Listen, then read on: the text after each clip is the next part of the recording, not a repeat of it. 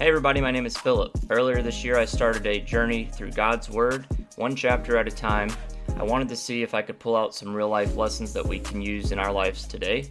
So whether you have read the Bible for years or you're new to God's Word, my intention is to break down each chapter as simply and as clearly as I possibly can and try to leave us with some takeaways that we can use in our life. So I hope these videos are beneficial to you in some way, and I hope you enjoy them. Welcome back, everybody. We are in 2 Kings 18 today, where Hezekiah has just taken the throne in Judah. Hezekiah was the son of Ahaz, and if you remember, Ahaz did wickedness and evil in the sight of the Lord. So in a time where kings are bowing to idols and trusting in alliances rather than God, Hezekiah dared to be different. At just 25 years old, he takes the throne in Jerusalem, but unlike his father Ahaz, he chooses a higher path. It says in verse 3 that he did what was pleasing in the Lord's sight, just as his ancestor David had done. And what's cool is it wasn't just surface-level obedience. Hezekiah went on a full-scale spiritual reformation. He broke down high places, he shattered sacred stones, he cut down Asherah poles, which, by the way, I had seen Asherah poles a few times in the last, really in this book, and I don't know what an Asherah pole is, so I did a quick Google search, and this is an Asherah pole. Apparently it's a sacred wooden symbol representing the Canaanite fertility goddess Asherah, often a carved tree or a decorated pole placed near religious altars for worship. These idolatrous objects were condemned in the Hebrew Bible, with God commanding the ancient Israelites to cut them down and destroy them to prevent corrupting influences from neighboring cultures and to maintain pure worship of Yahweh. So, now you know. So he tears down the Asherah poles. He tears down even a bronze serpent that Moses had made. Now you might be thinking, hey, Moses made this thing. Moses was a man of God. Why are we tearing that down? Well, it says in verse 4 that he broke up the bronze serpent that Moses had made because the people of Israel had been offering sacrifices to it.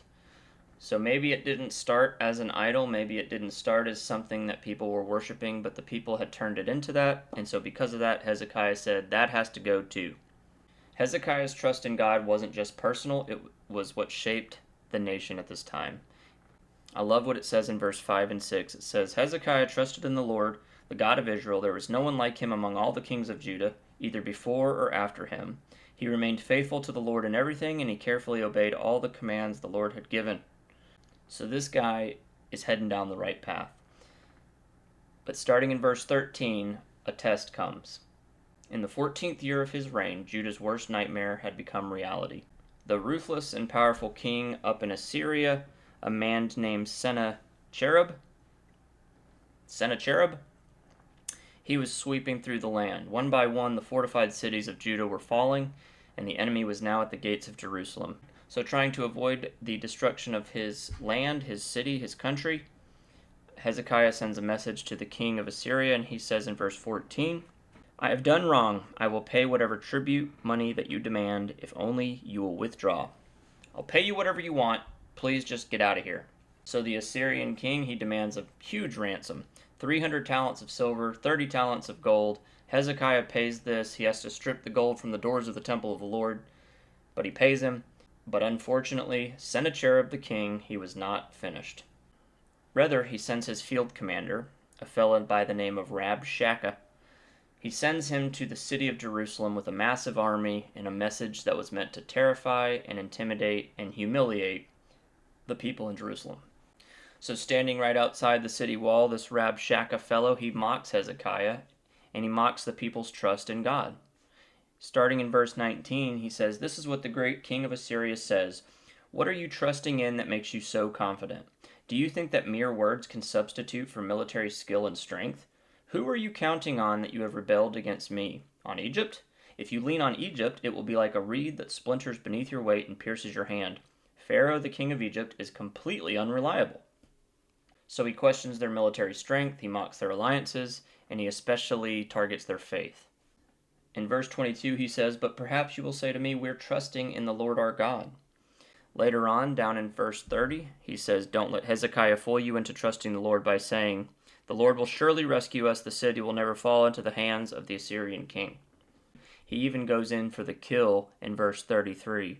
He says basically, have any of the other gods ever saved their people from the king of Assyria? What makes your God any different?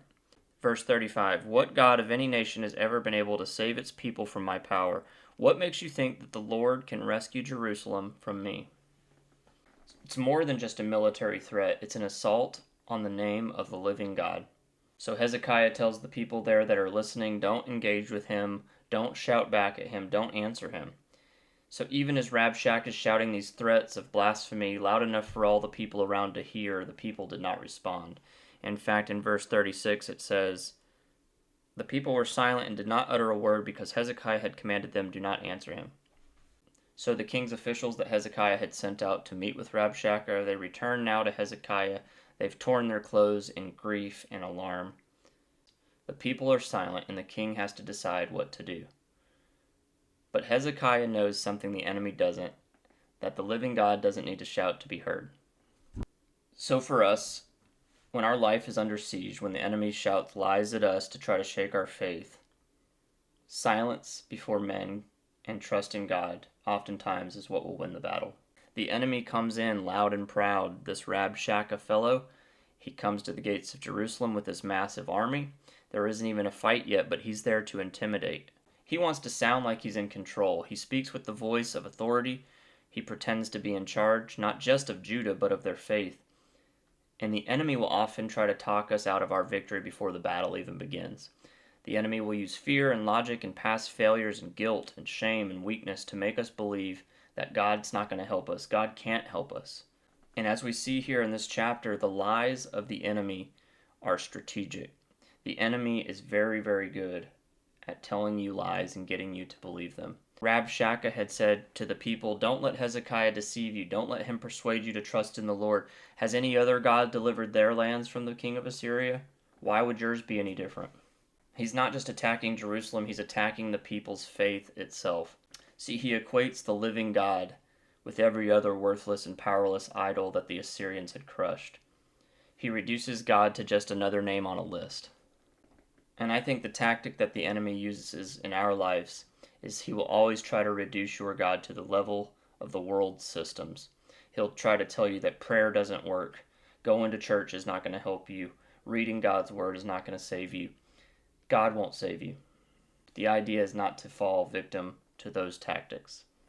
And I think we saw at the end of the chapter that silence can be a powerful weapon of faith. These people chose not to argue. They chose not to panic.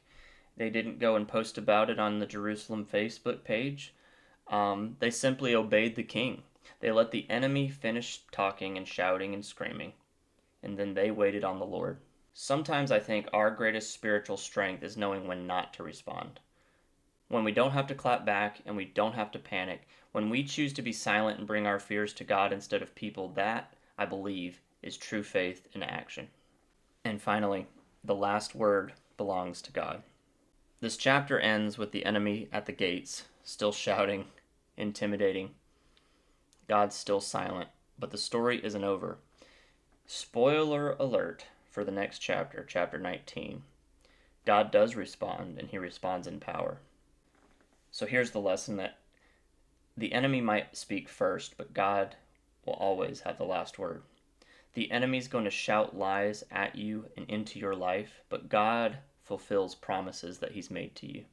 Don't let the volume of the enemy trick you into thinking that he's in some sort of control. It's a lie. And then I think on a bigger scale, the larger picture, Hezekiah points us to Jesus.